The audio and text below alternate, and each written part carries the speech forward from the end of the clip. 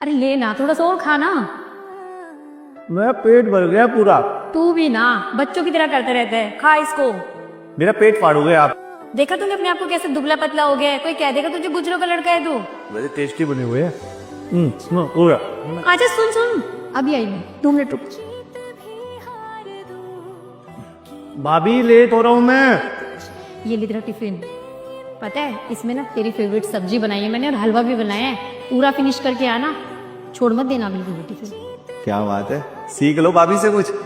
चलो bye bye. तू बिल्कुल मत सोच, तेरे साथ भी ऐसा होगा, तेरी भाभी ऐसी होगी। वो तो शादी के 2 महीने बाद झट से न्यारी हो जाएगी।